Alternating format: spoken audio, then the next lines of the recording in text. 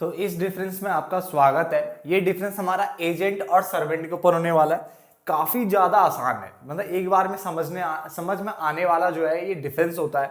काफी ज्यादा आसान मैं बता रहा हूँ उसको, ठीक है। आप पढ़ के भी देख लोगे, समझ में आ जाएगा एजेंट क्या होता है और सर्वेंट क्या होता है। इनके बीच में कंपैरिजन ये चार्ट है, ठीक है। तकरीबन 7 से लेकर 8 पॉइंट मैंने आपके लिए लिखे हुए हैं और स्टार्ट करते हैं फटाफट से इस डिफरेंस को। तो हमारा सबसे पहले आता है मीनिंग से हम स्टार्ट करने वाले। मीनिंग में अगर हम बात करें तो an agent is a person.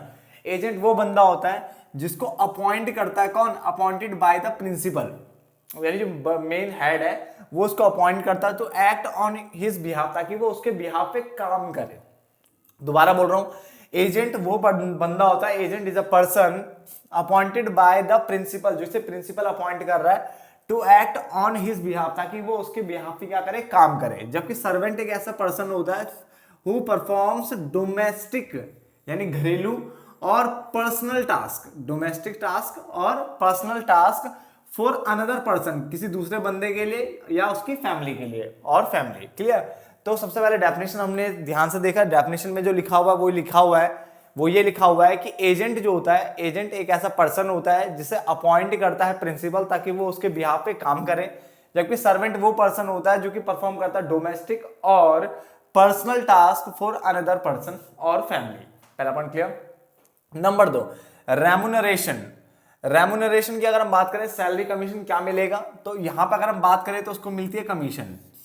तो उसने लिखा he receives commissions for the performance of his services, यानी जो सर्विसेज वो देता है उसके बदले में कमीशन लेता है। जबकि ही यूजुअली गेट्स सैलरी, इसको क्या मिलती है? सैलरी मिलती है या फिर क्या मिलती है? वेजेस मिलती है फॉर हिज सर्विसेज, यानी जो सर्विसेज ये देता है उसके बदले उसको वेजेस या फिर सैलरी प्रोवाइड की जाती है। Then direct control and supervision. Direct control और सुपरविजन की अगर हम बात करें तो दो an agent is not subject to the direct control of the principal, यानी एजेंट के ऊपर प्रिंसिपल का डायरेक्ट कंट्रोल नहीं होता है वैसे तो, मगर प्रिंसिपल के पास राइट है कि वो डायरेक्ट कर सकता है, देख सकता है किस चीज को, what work has to be done, कि क्या काम किया जा रहा है, कैसे किया जा रहा है, जो भी है तो वो ये चीज देख सकता है, क्योंकि भाई उसी का काम है तो वो चीज तो देख ही सकता है ना। तो ये चीज वो देख सकता है, बाकी दूसरे कामों से उसको कोई मतलब नहीं है। इसका मतलब agent is not subject to direct control, agent के ऊपर डायरेक्ट कंट्रोल नहीं होता प्रिंसिपल का, मगर जो प्रिंसिपल का अपना काम है, प्रिंसिपल उस काम को देख सकता है कि कैसे किया जा रहा है, कैसे हो रहा है, ठीक है ना। आगे, servant comes under the direct supervision. जबकि सर्वेंट जो होता है वो डायरेक्ट सुपरविजन यानी डायरेक्टली अंडर कंट्रोल आता है किसके? मास्टर के, यानी जो उसका जो ऑनर है उसके डायरेक्ट क्या आता है? सुपरविजन एंड कंट्रोल के अंडर आता है, मतलब डायरेक्टली कंट्रोल होता है। क्लियर? तो 3 पॉइंट मैंने कर दिए आपके सामने फिनिश, और तीनों पॉइंट को मैं एक बार रिपीट करने जा रहा हूं, प्लीज ध्यान से सुनना। पहला पॉइंट मैंने बोला agent is a person appointed by principal to act on his behalf, जो उसके बिहाफ पे काम करे। क्लियर हो गया? नंबर 2, उसमें अगर हम बात करें यहाँ पे, तो सर्वेंट एक ऐसा बंदा होता है जो परफॉर्म करता है डोमेस्टिक और personal task for another person और फैमिली। पहला पॉइंट क्लियर? मैं बार बार रिपीट क्यों करता हूं? ताकि आपको समझ में आ जाए। मैं बार बार हर वीडियो में बताता हूँ चीज, ठीक है ना, इसलिए प्लीज ध्यान से सुनना। और बातें सिर्फ उतनी करेंगे जितनी है, ज्यादा लंबी वीडियो में बनाता नहीं हूं मैं, 10 से लेकर 12-15 मिनट की वीडियो बनाता हूँ, इससे ज्यादा मैं आपका टाइम कभी नहीं लेता, ठीक है ना। तो प्लीज ध्यान दीजिए और सुनिए, सिर्फ मैं बोल क्या रहा हूं, बार बार रिपीट करता हूं मैं ताकि आपके दिमाग में घुस सके चीजें, ठीक है ना। उसका रेम्युनरेशन में मैंने आपको बताया कि इसको क्या मिलती है? कमीशन मिलती है।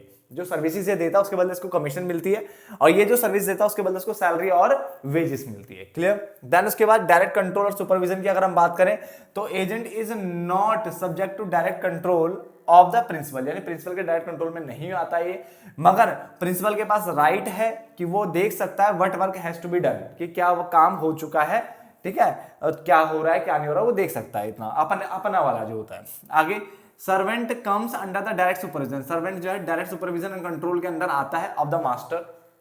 उसके लायबिलिटी की अगर हम बात करें तो यहां पे प्रिंसिपल लायबल होगा for all the works conducted by the agent, यानी एजेंट कोई भी काम करता है उसके बिहाफ पे तो उसके लिए प्रिंसिपल लायबल होगा, ठीक है ना, with in the scope of authority, यानी जो प्रिंसिपल ने जो अथॉरिटी दी है उसको काम करने की, अगर एजेंट आपके लिए उस अथॉरिटी के अंतर्गत रह करके काम करता है और कुछ भी काम अगर वो करता है तो उसके लिए लायबल जो होगा प्रिंसिपल होगा, क्योंकि प्रिंसिपल ने कहा है ना उसको काम करने के लिए।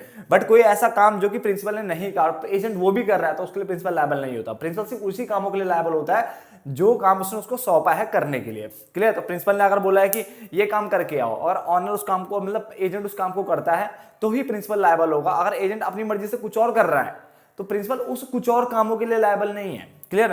तो उसने बोला principal is liable for all the works, यानी उन सभी कामों के लिए रेस्पॉन्सिबल है, लायबल है, कंडक्टेड बाय द एजेंट, जो कि एजेंट कर रहा है ऑन हिज बिहाफ, उसके बिहाफ पे, विद इन, यहां से देखो ना क्या लिखा है, with in the scope of authority, यानी जो उसको अथॉरिटी दिया उसके अंतर्गत जो स्कोप दिया था, दायरा दिया था, वहां तक वो काम करता है तो प्रिंसिपल लायबल होगा। बट उसके बाहर जाकर स्कोप के बाहर जा रहा है, उसको अपने दायरे से बाहर जा रहा है तो प्रिंसिपल लायबल नहीं है। यहाँ पे कौन लायबल होगा?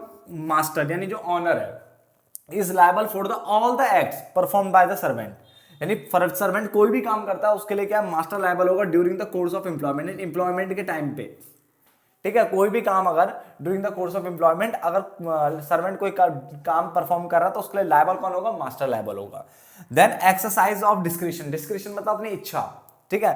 तो he often exercise his discretion in his work, यानी अपनी इच्छा से ये काम को कर सकता है और अपनी इच्छा दिखा सकता है काम के बीच में। ठीक है ना? जबकि he does whatever is told to him, यानी ये वही करता है जो उसको बोला जाता है। सर्वेंट सिर्फ वही करता है जो उसको बोला जाता है। ही डज नॉट एक्सरसाइज, वो नहीं कर सकता, ही डज नॉट एक्सरसाइज, क्या नहीं एक्सरसाइज कर सकता है? हिज डिस्क्रिशन, यानी कोई भी अपनी डिस्क्रिशन को नहीं दिखा सकता अपने काम के बीच में।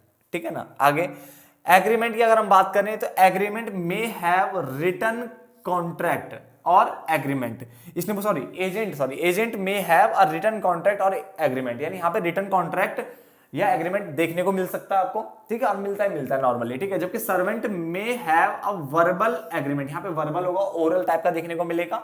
और इनफॉर्मल अरेंजमेंट होती है यहाँ पे बेटा। इनफॉर्मल अरेंजमेंट मतलब होती है जो कि अनौपचारिक वे में किया जाता है, मतलब कि हमने हायर कर लिया, क्या नाम, सर्वेंट रख दिया, बस काम कर रहा है।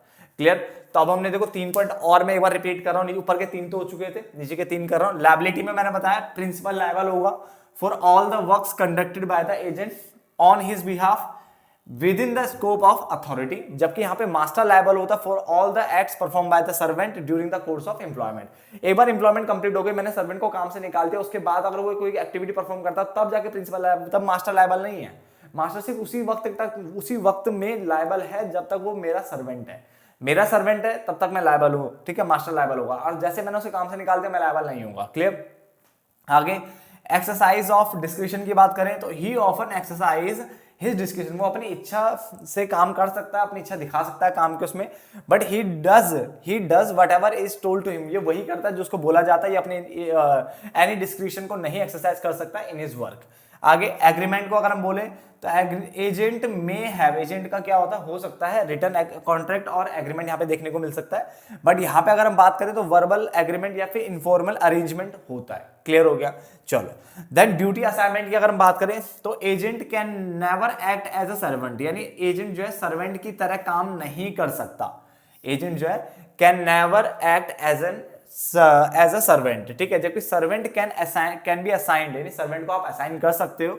वो ड्यूटीज, किसकी ड्यूटीज? एजेंट की duty, and act like one, और उसकी तरह कर सकता है सर्टेन केसेस, यानी कुछ केसेस में ऐसा टाइम आ सकता है जब आपका सर्वेंट आपके लिए ऐसा एजेंट काम करे, आपने उसे खुफिया काम में लगा दिया। ठीक है ना? तो उसका मतलब क्या हुआ? क्या आप एजेंट सर्वेंट की तरह काम कर सकता? नहीं। तो agent can never act as a servant, agent जो है सर्वेंट की तरह काम नहीं करेगा।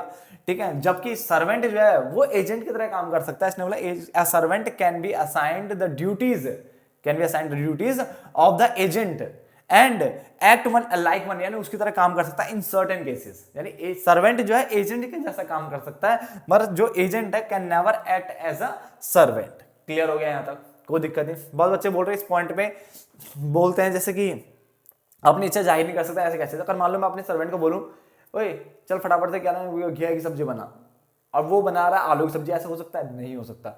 जो हम बोलेंगे ना वही करेगा, तो अपनी इच्छा वो दिखाई नहीं सकता बेचारा यहाँ पे। ठीक है ना? ये बोला जाता है।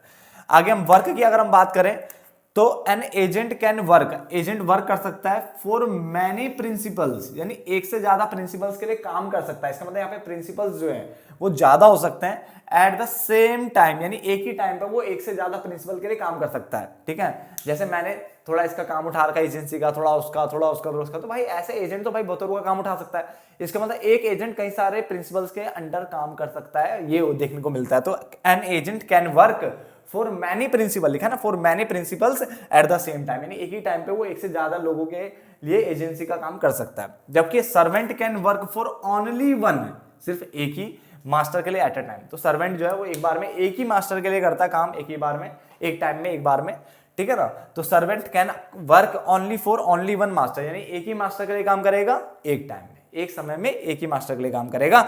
जबकि जो एजेंट होता है can work for many principles, सब ज्यादा प्रिंसिपल्स के लिए भी कर सकता है eight the same time. Clear हो गया।